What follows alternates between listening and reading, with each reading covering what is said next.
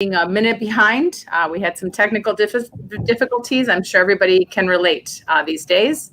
So I'm so happy to introduce our panel this morning. So many friends and colleagues here. I'm just going to briefly introduce all of them very quickly, and then we'll jump right in. So we have the CEO of Thresholds, my dear friend, Mark Ishag, who's been my colleague and partner in crime for a really long time now in different fields. So we are really happy to have him, and he leads one of the largest behavioral health organizations here in Chicagoland. So thank you, Mark, for being with us. My dear friend, Alexa James, who is the CEO of NAMI Chicago, who've also been my partner in crime for many years. So thank you so much for being here with us. Cheryl Potts, the Executive Director for Candidate Forum Illinois, who I have the pleasure of working with for some time on some really powerful legislation and policy work around the country, not just here in Illinois. Our newest CEO, just appointed to task a few months ago, Joel Johnson. Yay. So glad to have you join us as well. And of course, save the best for last, my boss, Dr. Tom Britton. So we're going to jump right in. Today's panel is really to increase awareness and have a conversation about a really important topic, which is the need to focus on mental health and substance use disorders, the need to talk about it, and the need to collaborate with each other as leaders in this field. So as my first question really for all of you is, you've all dedicated your life to this topic, this mission. And I want to hear from each of you, why is this mission so important? Why is working to increase access for people with mental illness and substance use disorder so critical to you that you've dedicated your lives to it? So who would like to start? I'll start. Okay, great. Sure. I think it's really important that not only that I seek to serve and help people with mental illness and substance use disorders, but people from marginalized communities from around Chicago, the state, and the country. And so oftentimes stigma prevents people of color, all people, but people of color, African-American community, the Latinx community, from seeking help because of cultural bias within their communities that may oftentimes cause them to hide what they're feeling and not seek the support that they deserve and require. And so I found it an opportunity to serve the communities where I've come from, where I live, I continue to live, and treat people in my extended family have substance use disorders and mental health diagnoses. And that's really what has driven me to be a part of this service community, working alongside you good people. And that's what drives me every day to do this work.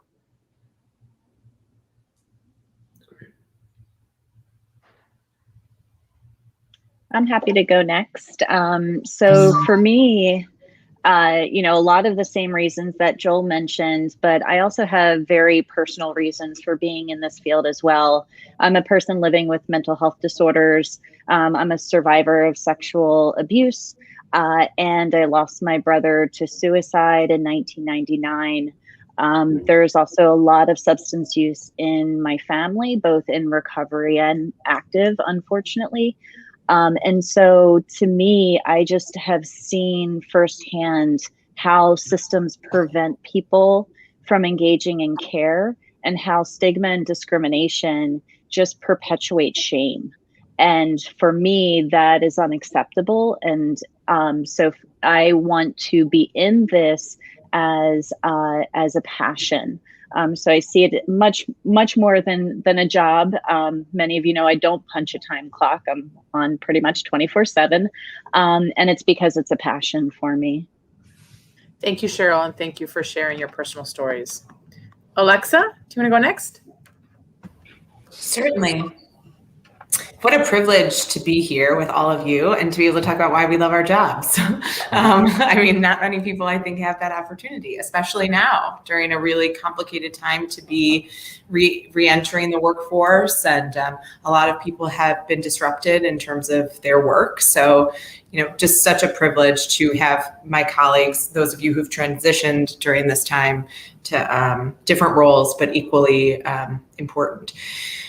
Of course I got into mental health, I'm sure, because of some hero complex I have that I'm still working out through therapy, right?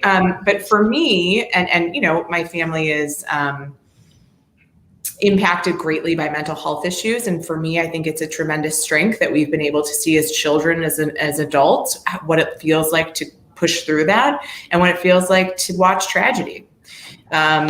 This is around us everywhere. This is impacting all of us. And 10 years ago, Mark and I used to talk about how you just didn't talk about it. Like you were in this profession because you were a professional, not because it touched you.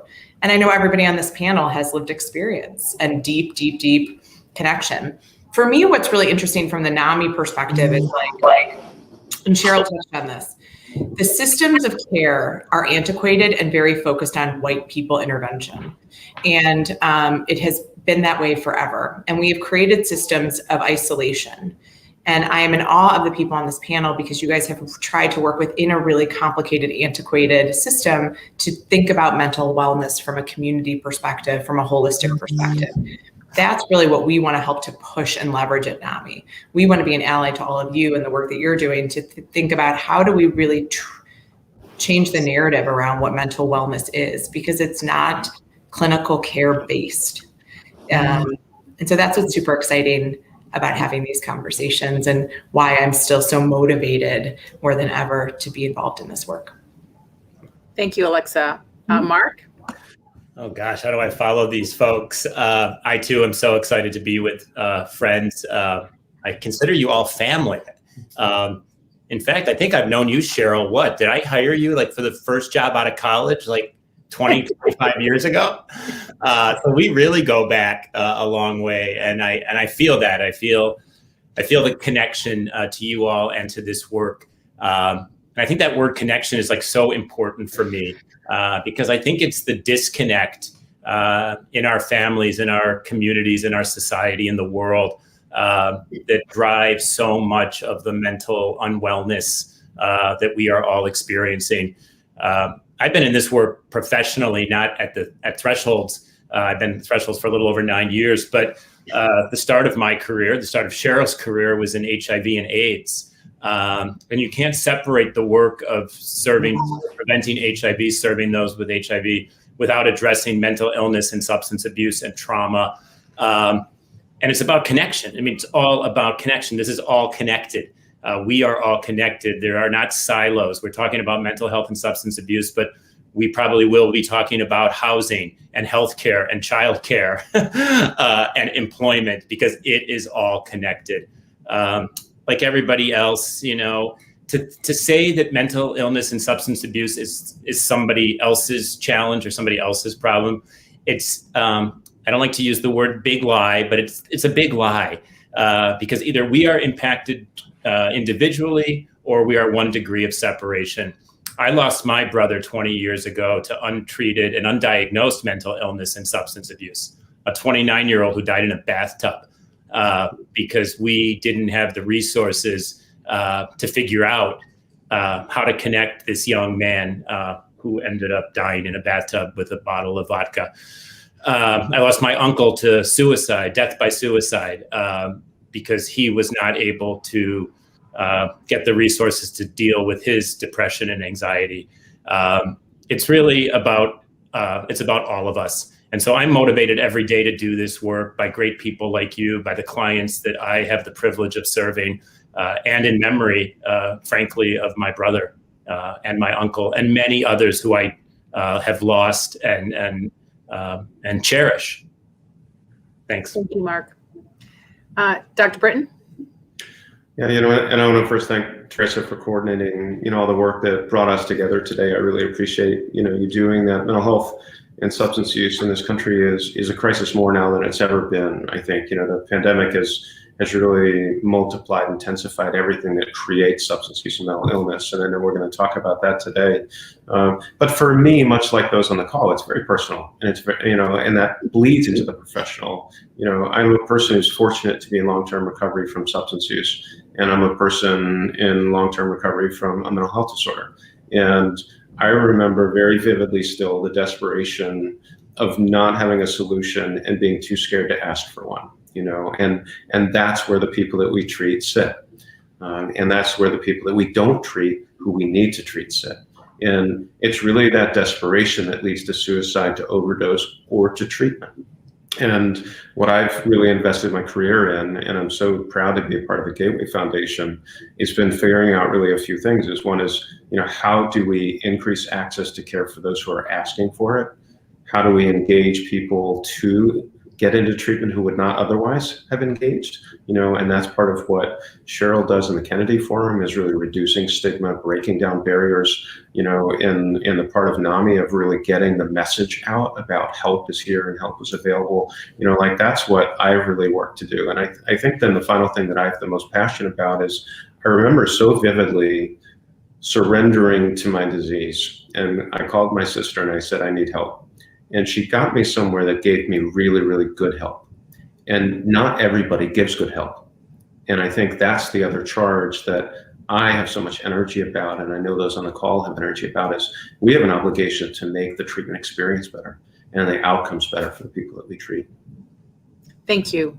That's a good segue, and you touched on it a little bit into my next question, which is, when we think about the last 15 months and all the work that we've done, what are some of the unique challenges you think that people that we serve have gone through? People either living in long-term recovery or people who perhaps are just entering their disease and are realizing that they have a disease. So some thoughts on that, and who would like to go first? Well, I can share the experience from Thresholds very briefly. And, we have a very different clientele than most, not necessarily the people on this phone Zoom call, but we serve people who are very ill with serious and persistent mental illness, and generally very, very poor and isolated. And the combination of poverty, structural racism, neighborhood divisions, lack of access to overall care, living in food deserts, and the list goes on. The challenges for those that we serve here were particularly, and what we learned very early on was that telehealth, which is wonderful and a solution for many, is not the solution for all. And to think that those that need the most hands-on, face-to-face contact, and that need assistance and support to address the social determinants of their health and their mental health are not going to be achieved only telephonically. And that was the big aha for us. Frankly, in all transparency and honesty, we lost more clients during COVID than ever before in Threshold's history as a percentage of our clientele. Most did not die from COVID because we were so prepared to deal with COVID. People died from the effects of isolation, the effects of not going to primary care because of their fear of leaving the house, death by suicide, death by overdose.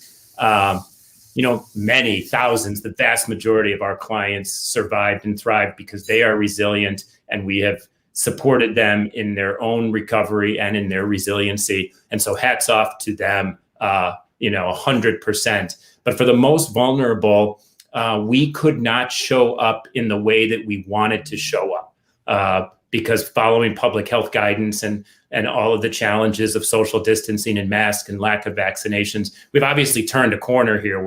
It's summer is coming. People are vaccinated. We're putting people back in our cars. We're increasing face-to-face.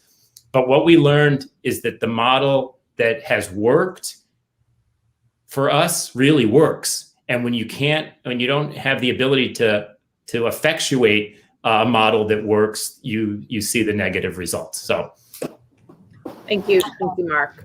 Tom, do you want to go next as a service provider? I mean, I think I can build on what Mark said. When I think about substance use specifically, at the core of the disease of substance use really is isolation. That the more that one uses and the longer one uses, the smaller and smaller their network gets, and the less healthy their network gets. And so when somebody is ready to ask for treatment, that it really is about joining with a new community. And part of that joining happens by walking into group therapy, for example, which is the most research-supported intervention for substance use treatment.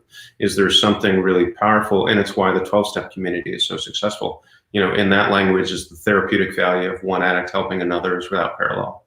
And that's really been demonstrated time and time again. So suddenly we're in an environment where I can't walk into an office for my first meeting, for example, with a counselor to build that rapport. I can't walk into a group where there's other people who are right where I am and look at them and be like, man, you're me. And if you can do it, I feel like I can do it. So this like sudden change happened that really, really influenced treatment for substance use. And at the same time, the 12-step community went virtual. So there's this massive kind of ripple in the way we have known how to help people with substance use disorders. And there's a massive barrier to access to care for people that used to access it one way. So what I have been so impressed with is that, personally, I'm still a member of the 12-step community, for example, and they pivoted faster than the treatment world to virtual meetings. It was like remarkable. And we had all these people that are in 12-step meetings who don't have good access to devices, to plans, or not technologically savvy, but yet they figured it out. And this miraculous thing happened. And what people experienced was this kind of like joy of, for example, I was sitting there at home one night, it was 9 o'clock, and I logged into a lunchtime meeting in Sydney, Australia, and they called on me during the meeting to talk. And I was like, what a miracle this is. Like the kind of umbrella of recovery has suddenly become global. For treatment providers, for Gateway Foundation, for example, we virtualized our care very quickly. We redesigned the way we provided residential and acute care very quickly. But then we spent the following 6 months figuring out how to do it right. Because it is not just switching from you're sitting in this room to you're sitting in a virtual room, that you have to figure out how you engage people in a virtual room. And I think that's what's here to stay. That's really the most exciting part of the future, is we now have a new tool and a new way to join with people to augment. And it'll be interesting to see 12 months from now what's left. The most important thing I think I want to say, and I don't want to go on too long, but so one thing we know is that overdose deaths went up at least 40% that we know of. And the number before the pandemic was 80,000 people. So we had literally at least an additional 40,000 people die of an overdose. And from the coroner reports and from all that, I think we're missing probably literally 100,000 people. So we may have had 200,000 or 300,000 people die of a drug overdose. And it is not like now that things are lifted, all that use has suddenly changed. So we've got a real job ahead of us right now. Thank you, Tom. Joel, do you want to go next? Sure, and I think I kind of fall in between both Tom and Mark's comments. For the bulk of, or the height of the pandemic, I was actually employed elsewhere, and I think what we saw, definitely the isolation took its toll on the population that we serve and our employees, quite frankly, and taking a look at who heals the healers. So we had to not only figure out very quickly how to support the population that we were charged to support, but also support our employees who were dealing with some of the same challenges of isolation, loneliness, hopelessness, et cetera. The good news is that we increased our show rate. So we knew going into the pandemic that we had childcare and transportation were barriers to care for some of the outpatient services, but technology allowed us to increase our access to some of those people who otherwise found difficulty meeting with us in person. And so while I agree with Mark that it's not a one size fits all, but there were some good things that came out of this kind of rapid shift towards technology, as Tom was saying. I think also, we saw not only overdoses increase, but as I mentioned in an interview this weekend, alcohol sales soared. So the population we're working with, and even, I surround myself with a bunch of introverts who pride themselves on kind of sticking to themselves, really had a hard time during the pandemic. We take for granted the standing in an elevator next to people or being in public across from people. That human stimulation is still good for people, and introverts thrive on that, and they didn't know how much they thrive on it until they didn't have the opportunity to be around humans. And so I think as the weather changes and we've got vaccines in arms and we're moving out of this, we're starting to see and hear about people's stories. My own children just struggled with the lack of socialization being at home during this pandemic and what that looks like for them. And so getting them out in the sunshine, just take class in the yard, walk around the block. The virus is not going to get you as you walk around the track or et cetera. We looked at as an organization and tasked how do we rapid problem solve and create solutions that fit, and they're not one size fit all. So for the population, wherever we meet that population, what works best for them? And I think that's what we were able to accomplish as we move towards, some sense of normalcy, whatever that looks like. I mean, maintaining the use of technology, even this panel is a proof that there are opportunities for us to get together and do things that make a difference without being together in the same room. When everything works smoothly, of course. Well, with technology, there's always a glitch, but we worked through it. And I think also, again, that's that rapid problem solving. We figured it out. As Tom said, we shifted and then we perfected it over time. Yeah. Yes, absolutely. Cheryl?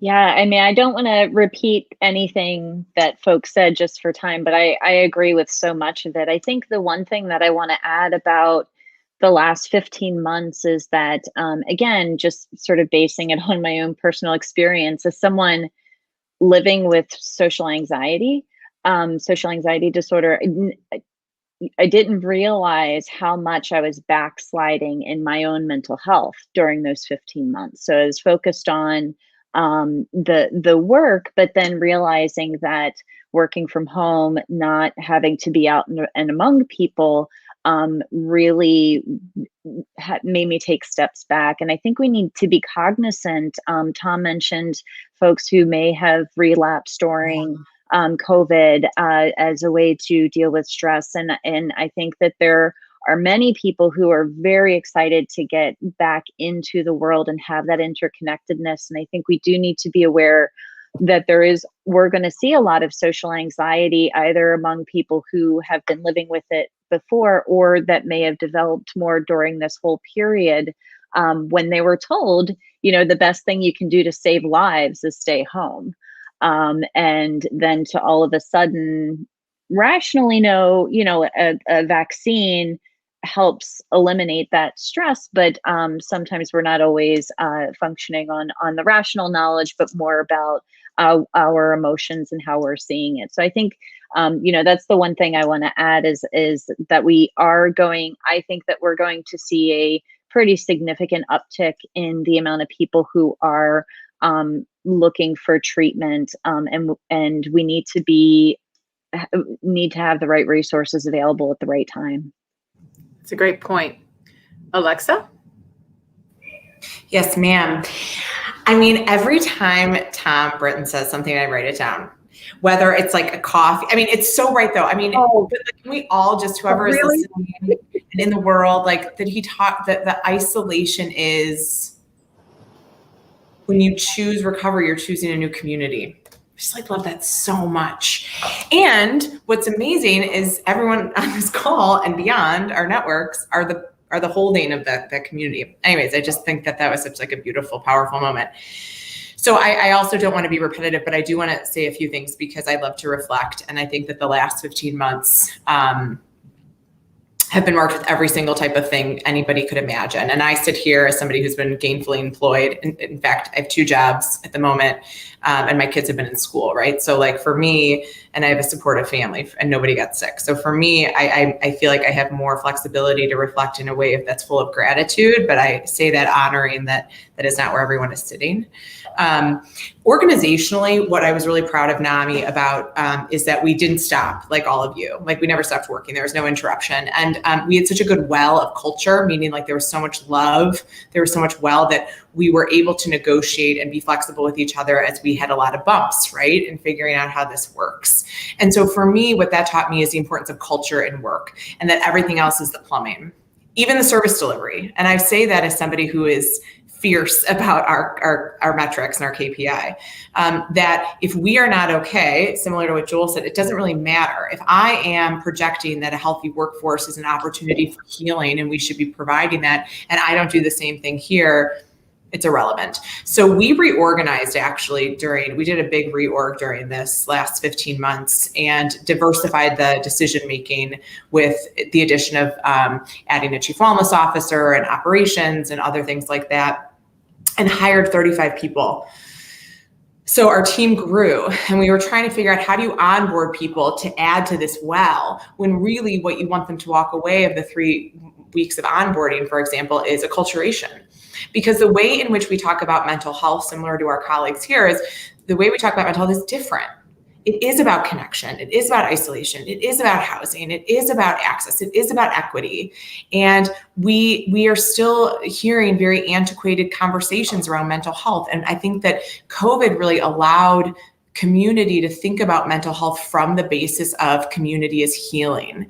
And it's when that was taken away, we saw the dramatic effects. So I guess my ask is, or my hope is, as we do see the second wave of the pandemic, which will be significantly high rates of stress, mental health, some trauma, depending on how people experience this experience, higher rates potentially of substance use disorders, I don't think we have to sit in this hopeless place. I think we do have to pause, really pause, as a workforce, allow people to pause, as school, allow people to pause and think about, what do we need to grieve?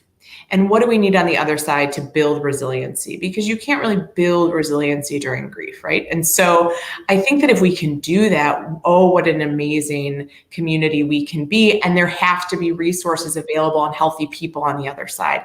The last thing I'll say, and I don't know if my colleagues have this experience, but we're a small organization. And so to bring on that many people was big for us. And we're bringing on a workforce of younger staff who are very fierce and very confident in their advocacy, right? And these are the young people who are going to change the world. And they are not at all afraid to tell leadership what they think, which I think is tremendous. And accommodating that has been a really interesting kind of dichotomy for our leadership staff, right? How do you show up and really practice deep listening when you're moving so quickly?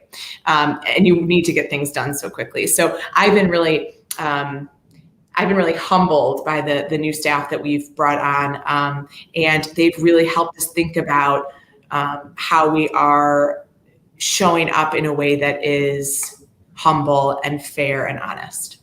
So, thank you, Alexa. So I want to add one thing, Dr. Go ahead. Abate, and we may be talking about this later, but I've been thinking about it during all these comments this morning.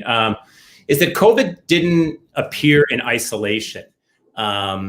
It occurred simultaneously with the racial reckoning that this country needed and is experiencing still today. And I would add another pandemic of an assault on democracy domestically and globally. So I think if there is mental unwellness in this country, it is not about COVID.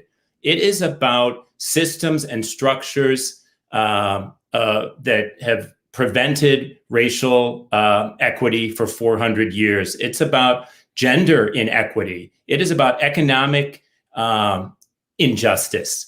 And all of this happened simultaneously with the appearance of this dreaded communicable disease. And for me, COVID it caused a lot of stuff, but it really didn't cause anything. It exposed everything. And we are now having to face what we rather not had faced in the past. Isabel Wilkerson, who I talk about all the time because I have a huge crush on her, the author of The Warmth of Other Suns and Caste, my favorite book of all time. She has this line, she has many great lines in this book, but one is about, like the owner of an old house, which I've had many old houses, who would rather not address the problem that exists and just hope that it goes away.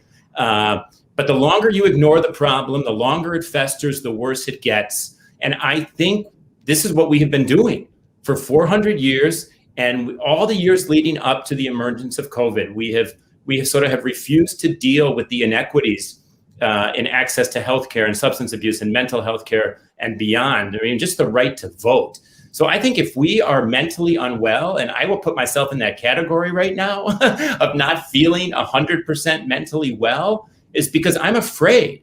I am afraid that the country that we are living in, the world that we are living in, needs so much tender, loving care and so much work. And the question for me, we're up for it because that's who we are. But how do we convince the rest of the frickin' world to be up for this enormous challenge? Because it's not about mental health and substance abuse. It's about everything. So Mark, that's so funny. You were reading my mind, because our next question, I was just going to throw it out. And my question was actually, after listening to all of you, was, and just to put you all on the spot. So Tom and I started a pretty aggressive, what I'm calling justice, equity, diversity, and inclusion initiative, JEDI, because I love Star Wars, and Gateway. And so my question was really going to be to all of you. And Alexa mentioned this initially. We have a mental health system that was created for a person we think fits a little box, but they don't. So instead of the questions I was going to ask, I really would love to hear from all of you how you think we need to change now moving forward as a result and in response to all the things that you mentioned, Mark. And what do we need to do different to our system of care to make sure that we don't forget everyone that really, really did not survive this whole this whole year of our life, with COVID, with justice, with all the things that you mentioned, Mark. So who wants to think about that and share what you think we need to do differently moving forward to save our society? Yeah, so yeah, this is a great segue in this conversation. 2 days ago was the 100th anniversary of the bombing of Tulsa, the Greenwood community in Tulsa, Oklahoma, where Black businesses and communities were decimated. It was actually an air raid that they dropped a bomb on a community, and so as I talked about, my work and working in communities of color, there is this systemic racism and bias and trauma that those communities bear, that we try to address as a part of our service array and integration, and helping to meet people where they are, is at the basis of all the work that we do.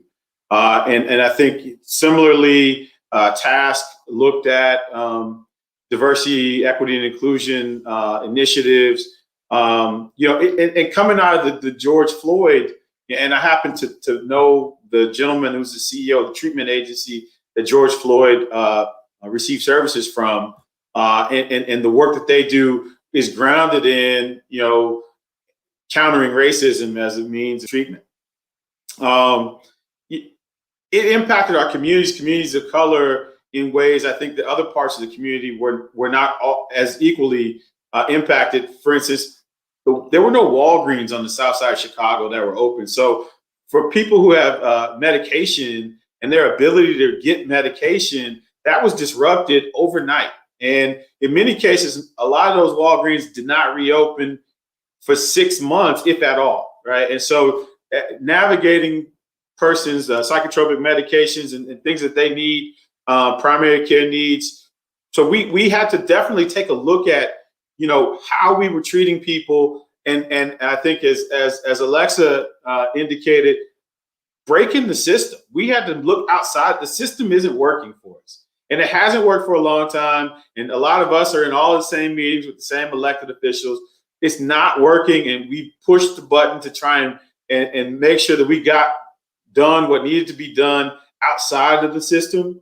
And some of the legislation just passed this last weekend, kind of holding some of those things together that worked for us, like some of the technology outside of what was the norm. And I think we have a lot more work to do. And even more recently, last week, the Cranes article talked about how all these businesses talked about all the good that they were going to do coming out of this, and it's fallen on deaf ears, and the work has stopped. So we as kind of the civic leaders and the treatment leaders have to hold our peers at the corporate entities accountable, and the government entities accountable for helping to follow through on the change that they promised a year ago, that they've promised over time, and making sure that we work together, public, private, to ensure that the least of us have the tools and the resources they need to become the best of us. Alexa, you look like you're ready to say something. Yeah, I mean, yes to everything obviously Joel said. I think that there's like a few things. One is show that this is an investment in every way. Corporations need to dedicate at least 1% of their personnel costs to their workforce wellness. They need to do more of that to like DEI. This needs to stop being just like a check mark. This needs to be like a real change management like way of doing things in schools and corporations, et cetera. But I also think that like the mental health community has been like kind of the stepchild. Now I say that bowing to Heather O'Donnell and Mark Ishog and David Applegate and Cheryl and people in the advocacy space who have changed the way that Illinois specifically honors mental health legislation. And it's hugely different, but it's still like never appropriated as well. And it's very, very still based in the systems that aren't working. And so really pushing this idea of like, how are we talking about mental health in the way we're talking about mental health? We just no longer can tolerate a conversation around it that doesn't include the real understanding of intergenerational trauma and what that means and who should even be leading those conversations. And why do we have, and listen, I was one, but why do we have young white interns from the suburbs going to the communities with the most need and providing counsel and support because that's what they can afford because reimbursement rates are so low? Right? Like, why are we not honoring this and continuing to see mental health as a tertiary issue as opposed to the prominent issue in all ways? So I think that, we need to figure out how do we look like a lobbying power like the American Cancer Society? How do we, instead of fighting fiefdom and territory, come together with that type of support? Because we're not talking about a specific disease state. We're talking about mental health, which is like, it's not, there's no other organization that's like the health center of America, right? We have to come together and understand that there are interdisciplinary connections that need to be made. And we need to see if people are really voting their conscience with their budget and what that looks like and what the metrics are and the quality is. We hold accountable many, many government systems as we should. There is a complete overhaul around legislation to try to change the systemic structure of policing, for example. We must do the same with mental health. We have to hold mental health treatment providers who get reimbursement from the state or not just as accountable so that nobody has one bad experience and then we lose them for the rest of, the opportunity to support their treatment. Thank you, Alexa. Cheryl, do you want to add anything to that? Yeah, no, they're both Joel and Alexa had really great points. And I think, the biggest thing we need to do is just pretend that there's not dirty laundry in our closet as the mental health system. We try to gloss over, like Alexa said, this is a broken system and we keep coming back to it and just saying, well, we can use it. We're just going to fix this little piece of it.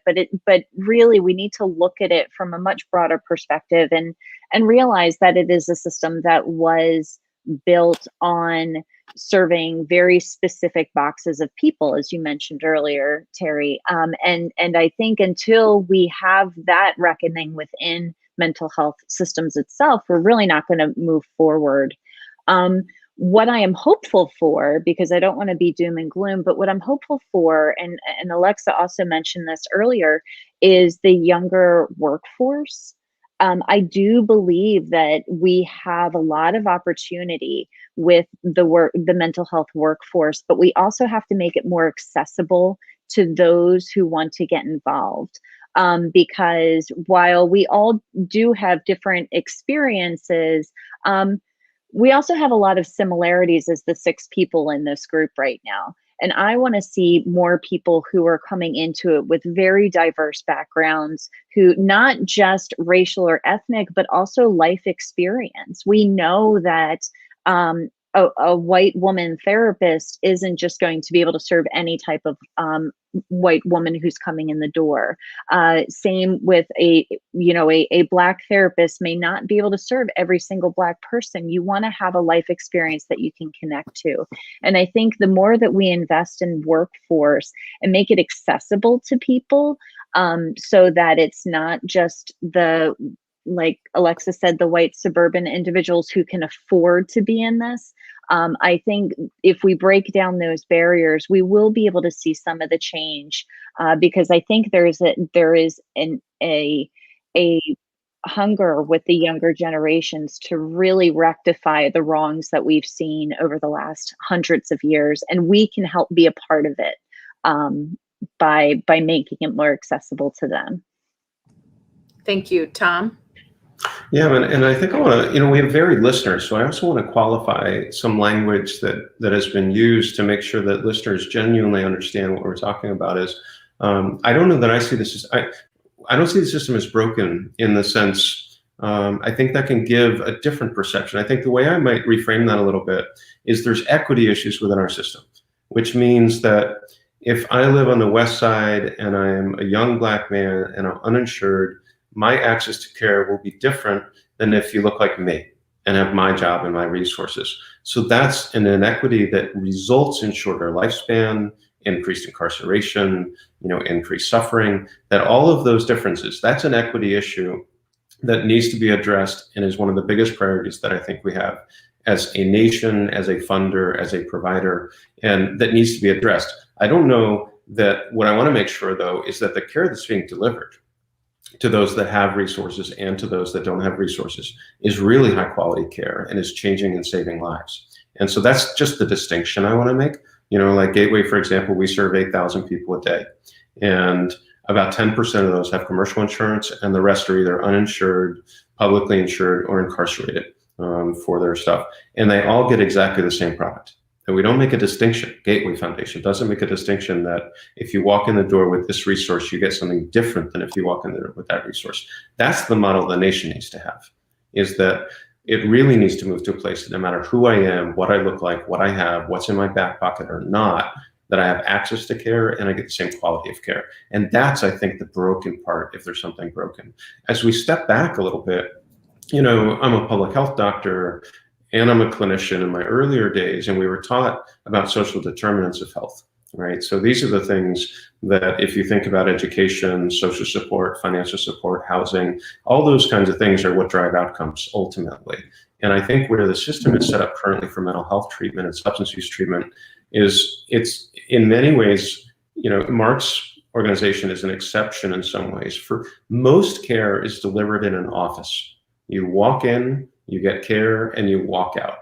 The whole rest of your life is up to you to try to figure out on your own. And that's not doable for the people that choose to walk in the door. That I think that the second thing that we really need to add and supplement is how do we create an environment of care that has community-based intervention universally. So in the substance use patient, for example, there's no real payment mechanism to help somebody with housing, with employment, with social support, with those kind of things that really matter. So part of what Gateway is working to do right now that really is about transforming the system is we're building a 12-month model of engagement that we're shopping to payers right now that says, look, we're living in a fee-for-service model right now, which means that if you walk in the door, you get paid. If you don't get paid. So in essence, providers are incentivized to provide more treatment. Payers are incentivized to provide less treatment because about the money, but that leaves the patient out of it. If we can move to really a value-based environment where based on your symptom presentation, you get a 12-month engagement of services, the outcomes are so much dramatically different. And if there's also funding to treat mental health symptoms and substance use symptoms, which 2/3 of people with a substance use disorder have a co-occurring mental health disorder, and 1/3 of people with mental health have a co-occurring substance use disorder. Those are the numbers, at least that I remember. They may be updated. There's such an interaction that they also need to be treated concurrently, and there's still a bifurcation within the system. That there is specialization within substance use, within mental health. There's not as good bridging, that universally the patients get equal care. So there's just a lot of work to be done. But I want to make sure that listeners also hear that treatment out there is really, really effective. It's really good, and that we're here for you.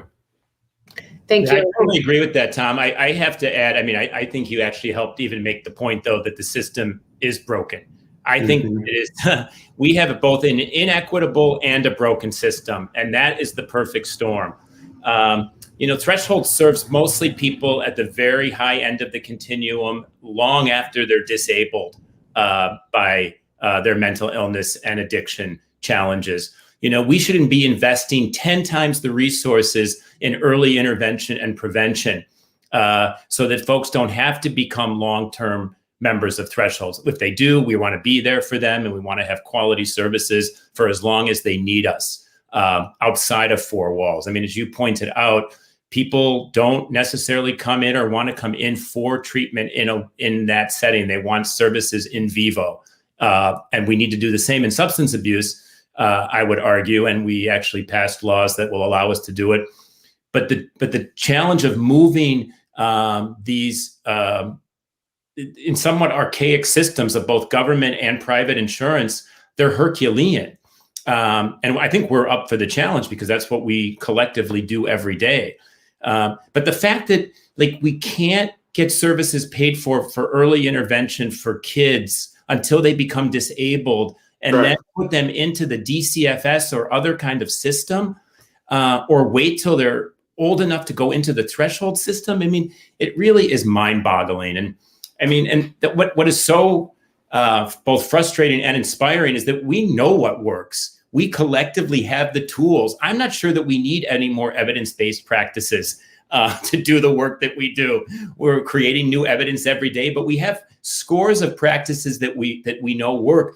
We have to invest in them. And I think when insurance companies and the state and the feds don't invest and we know what works, that there's a moral failure on the part of our collective governance and economic system. And I think we have to acknowledge that and continue the fight to do what is right.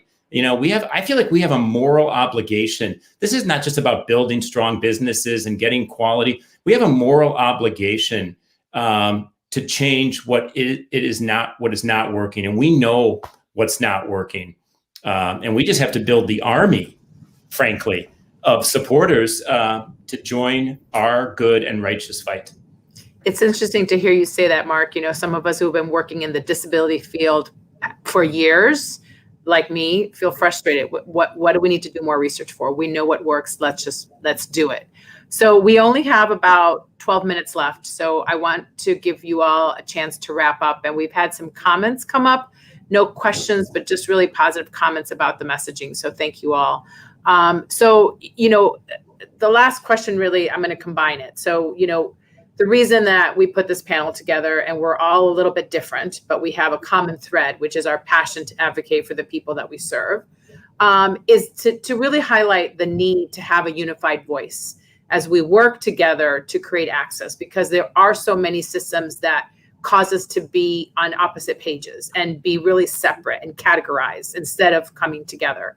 So if each of you could kind of talk about the importance of having a unified voice, and then also share what is your call to action for the people that are listening, because we are a group, but there's many others who can help us fight this fight and should. So why is it important to have a unified voice, and what is your call to action? Can you tell our listeners? Who wants to start? I love you, Terry, but I would say a unified voice is dangerous. Okay. Tell us why. Because that's why we're here, right? I mean, I think there's a difference between, I hear what you're saying, right? Like, why is it important for us all to come together with a similar mission? The issue is, what's so interesting about the mental health community, because we have thought about advocacy from a patient perspective, which is terrible, right? That the individual living with a mental health condition who is utilizing the system, the family, and then the provider. What would be interesting is, how do we bring those voices together and hear everybody and hear everybody's wants and desires, and figure out as community, how do we create solution? Although we act as community, we fight a lot about issues around protection and privacy, et cetera, and it keeps us from making progress, I think. So I would say a unified voice would be dangerous in a mental health capacity, because there are things that, as a leader of a mental health organization, advocacy organization, I don't know, I just air quoted, I think that is my job, but clearly I need to spend more time with Sheryl Sandberg. But I still, every day, our mission is to be led by the voices of those living with mental health conditions, which come with very, very different asks and needs. So I think it's, how do we create space where deep listening produces progress that makes people feel heard, held, and seen, which in of itself, I think, is a healing metric. That was great, Alexa. And I guess my point was around collaboration, but go ahead, Mark. Yeah, no, I mean, I agree that we need a multiplicity of voices, and we need to get out of our echo chamber. I think when we're out of our echo chamber and out of our silos, and getting back to my belief, like how we're all connected and working together through our connective client needs. I mean, like I said, we work with the justice system, we work with the housing system, we work with the private employer sector to make sure that thousands of people that want jobs can get them. So we need to work across silos and with multiple voices. But I actually do agree that, especially in the Springfield setting, we need to figure out a unified voice on these issues. Because when we go to legislators, and some of us have one idea about what rates and regulations look like, and somebody else comes into Greg Harris's or whoever's Speaker Welke's office the next day with a very different ask that does not comport to what somebody asked the day before, people just sort of throw up their hands. So, I mean, I actually do think we need to figure out a way across trade associations and across organizations to agree on, like, sort of what is the bottom line that we all collectively need to be able to do the important work that we do. Because I think when we don't, sometimes you play off each other, and somebody wins and somebody loses, and then I think everybody loses. How do we raise the boats for all in this sector so that we can better serve the clients that need us the most? Thank you, Mark. That was a good combination. Cheryl? Yeah, I agree with Mark. I just think that there are so many factors that, and I saw a treatment come in, like, when are we going to have treatment models that are not limited to or submissive to funding? And so it kind of goes along with what my response was going to be. So I'll add my perspective to that question too, because it really is important. We are beholden to so many different funding sources. We're beholden to health insurance companies. We are beholden to so many different things that influence what the system looks like. Many times we've talked about payment and payment rates and all of that. But we need to have, as a community, have a unified voice, because these other influences are very well coordinated. The Kennedy Forum does a lot of work around health insurance and access to payment and treatment for mental health and substance use disorders under health insurance plans, both commercial and Medicaid. And I have to say that it is very difficult to have that fight when there are organized voices that are pushing against us. So we need to have an organized voice and be very clear about what our outcomes and intended outcomes are, so that we can be as competitive. Now, it doesn't mean that we need to have we just have to all read from the same songbook. We can have some differences of opinion, but when it comes to the outcomes and the overall goals, we really need to be on the same page. Thank you, Cheryl. Joel?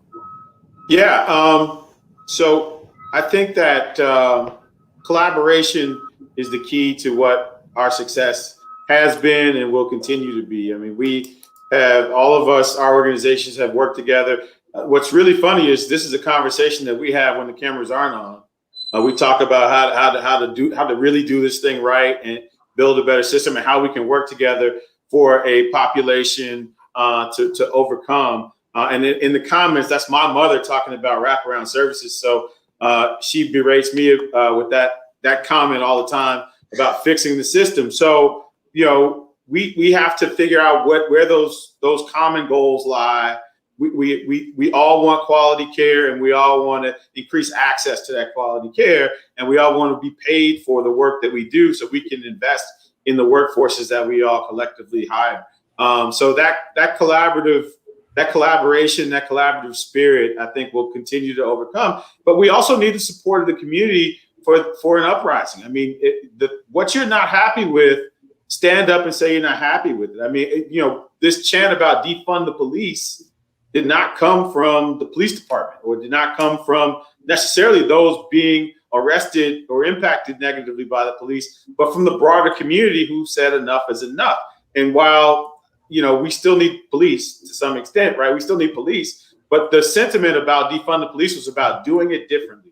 Let's break it all the way and rebuild it in a way that works for the masses. And I think we have to have that same uprising around mental health and substance use disorders to say that it's not working, it's inequitable, and how do we make it work for everybody? Thank you, Joel. Tom? Yeah, I agree with a lot of what's been said, and I think Mark touched on this. It's very challenging on the legislative side. Providers really have different needs because they do different things, they have different functions, and there's kind of some artificial competition in the sense that we are competing. To Cheryl's point, there's not enough dollars for everybody, and there's not enough dollars to create equity. That's the bottom line, which forces kind of some behaviors that are not as cooperative. And I think that the provider community really does need to align and coordinate efforts and figure out how do we successfully do what we need to do in partnership, with ethical love principles. I think one of the things I love about Marcus Shog is, the word love is such a huge part of his vernacular, and it's a big part of mine, is that I think what we are all unified on, especially on this call, is that our ultimate mission, everything else erased, is to reduce suffering of those with mental health and substance use disorders. Like, that's our collective mission, is to reduce suffering. And all of us believe deeply that recovery is possible, that freedom from active addiction, that freedom from mental illness and all the baggage that comes with it is possible. And I think the unified voice that we need to really sing from the treetops, first to those who are suffering, is that help is available. We are here for you. We love you, and we want to help bring you a different life. And I think the voice that we want to collectively share to the funders and to the legislation is that we need your help, and the way it's structured now doesn't work, and it doesn't allow us to do the second piece. And I think those are separate activities. So I want to maintain the voice of love and hope and inspiration to those who needs us, and I want to leverage that voice to those who control us to help us empower us to do our jobs. And I'm just so grateful there's leaders like those on this call that are, standing together to make this change happen and to create hope and inspire hope. And, I just feel so privileged to have been on the call, and I thank and I love you guys. Thank you so much for being here today. Thank you. So love and power, Tom. I talk about love, but it's love and power. As Martin Luther King said, love It's true. without power is sentimental and anemic, and power without love is reckless and abusive. So what I love about you all is that you are loving, powerful people that are using your love every day to change systems and to serve those that need us the most. That's power. And I have his book behind me, and it's totally true. Like, that's one of the most inspirational books to me. You just said it perfectly. So we have 1 minute left. And just so the audience know, this was a very difficult panel to moderate because they all are so powerful and loving and love to talk, just like I do. So I'm not even going to try to end it with anything other than what Mark and Tom said. I thank you all for being a part of the panel. I apologize for some of our technical glitches. And I hope that the audience learns some things, but also walks away with a new call to action to continue advocating for everything that we've said so that we create a more loving, inclusive society for everyone. With that, enjoy the rest of your day. Thank you so much. Thanks, everybody. Thank you. Ciao.